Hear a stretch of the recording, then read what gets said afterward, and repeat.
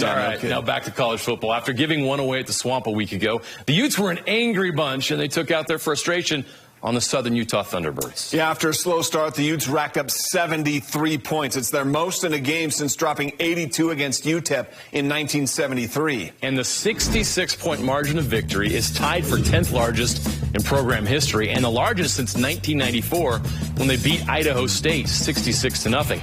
45 points in a half are the third most since 1968. 38 points in a quarter is a school record. It's also the 16th time in the Kyle Whittingham era that the Utes have reached the 50-point mark. To come out and dominate, pretty much just do everything we can. We've been putting in the work, and we understand that they're a good team, and yeah, we just needed to make sure that we're handling our business. Don't be misled by the lopsidedness of the game, because we still have plenty of things to fix. And Southern Utah played hard. I mean, they're well coached and they play hard. There was just a talent difference. I mean, that's the bottom line. 9 different Utes had rushing attempts against SUU for a combined total of 247 yards. Tavian Thomas led the team with 11 carries. He also scored 2 touchdowns. Chris Curry led the team in yards with 60. He also had a score, and in his first collegiate appearance, it was freshman Jalen Glover. He got to show what he's capable of. 53 yards on 9 carries and 2 touchdowns. It was a surreal moment. We got to act like he's been there before, so, first of many, and I'm excited to keep going.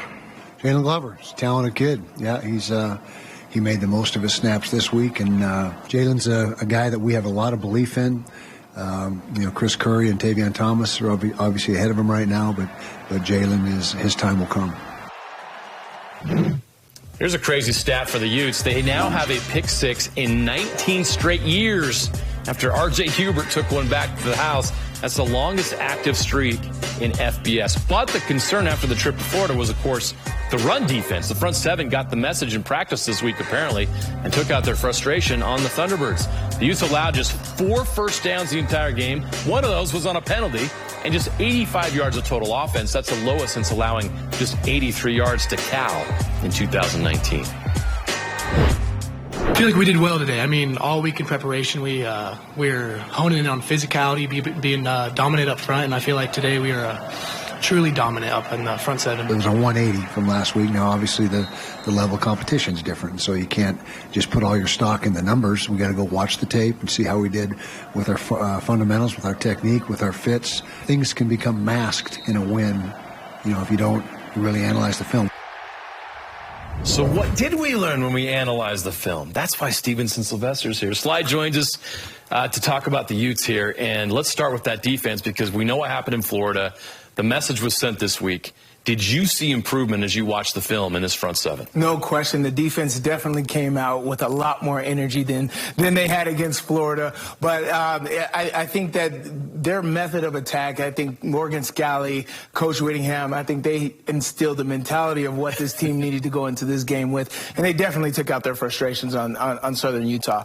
But in this game, they started real heavy. They did a great job of wrapping up and ensuring the tackle, things they didn't do last week. But here particularly, Morgan Scalley drew up a lot of blitzes in this game. Linebacker here is going to walk down. They're going to bring the blitz from the strong side. But all of these D linemen are all going to slant to the weak side here. And what we didn't see last week is these D linemen got washed out. What we see here is Junior Tafuna does a great job of redirecting himself, coming flat down the line of scrimmage, meeting the running back, and wrapping up. Solid wrap-ups, things we missed last week, which alluded to 27 missed tackles.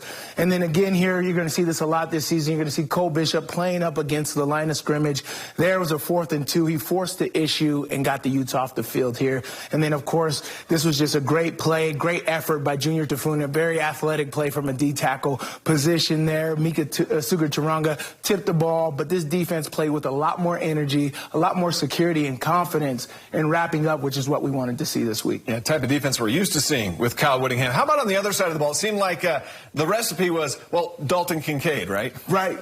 Right, straight from the get-go. I don't know what it was, but that was definitely game plan. A lot of Dalton Kincaid in this game, especially straight out of the gate. I think the first half he had 7 catches for 112 yards. But this play in particularly, I absolutely loved. This was great job by Cam Rising at pre-snap recognition. They're showing a 2-shell with 5 under, 2 deep. But as the snap goes, his key read here is this far safety up top. The safety walks down, shows cover 3, which means which is a flat defender hook here. So as soon as Dalton Kincaid gets past this level of defense, there's a small 470-yard window that he could fit this ball into. And then another thing is Dalton Kincaid's recognition of the third defender coming down to the open side. So he spins out against the grain here, and he comes wide open to run into the end zone. So that's chemistry of those two working together, understanding recognition of the routes, and changing what their mindset was during the play.